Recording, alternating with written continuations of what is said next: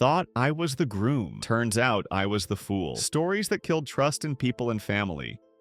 My fiancé cheated on me, thus with my father. I'm 27. My fiancé, let's call her L, is 26F. My father, B, is 52. My mother, R, is 50. Like many people who go through this, I never thought it would happen to me. But here we are. Elle and I met during her freshman year of college. We lived in the same dorm building, became friends, started carpooling home, we lived 2 towns apart, and eventually started dating. Both our families were supportive. We grew close fast. I graduated a year before her and landed a solid job back home. We stayed in touch. I'd visit her at school, she'd visit me on breaks. After she graduated, she moved in with me. She found a great job nearby, and for 3 years we built a life together. I proposed. She said yes. Everything felt perfect. Or so I thought. Now to the part you're actually here for. Looking back, I missed signs. My dad would call Elle a lot. When I asked, they'd say they were planning something for the family. One day, she was in the shower and I answered her ringing phone.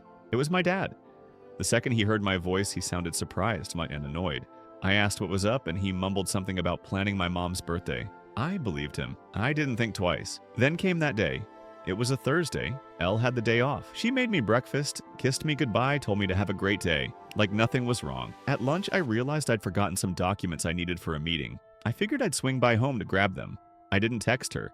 It was just a quick stop. When I pulled into the lot, I saw a car that looked like my dad's. Weird, but not suspicious. I walked into the apartment and froze.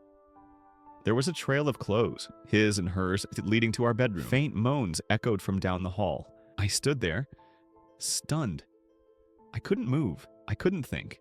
When I finally snapped out of it, I pulled out my phone and hit record. I picked up their clothes from the floor and threw them into the hallway. I filmed myself walking to the bedroom. The door was open. I stood there filming, then flipped the light on. And there they were. My father and my fiancé. In my bed. They both jumped. My dad panicked. Tried covering himself, yelling at me to stop recording. He grabbed a towel and walked toward me. I warned him. Don't. He didn't listen. He reached for my phone. I hit him square in the jaw. He dropped. Out cold. Elle screamed. I looked at her still filming and said, "Worried about your buddy, but nothing to say to your fiancé?" My dad groaned on the floor. I looked down and said, "You're dead to me. You're not my father anymore. But you better go home and talk to mom, because I'm going to." Then I left. I sat in my car for a while, shaking. One of my bosses called asking where I was. I told her I was coming in. When I arrived, she noticed the blood on my collar. I told her it wasn't mine. It was my father's. She was confused, so I showed her the video. She sat in silence, then offered me time off. I said no. I couldn't sit still. I needed distraction. I had a meeting soon anyway. I put on a clean shirt, walked into the meeting, smiled, acted like nothing happened. My boss pulled me aside afterward and asked how I did that. I said, I don't know. Then I went home. And for the first time in a long time, I was truly alone. Thanks for watching. If you enjoyed this column, like, comment, and subscribe for more real moments from real people. More twists and turns, more truth. Right here on ReddUp.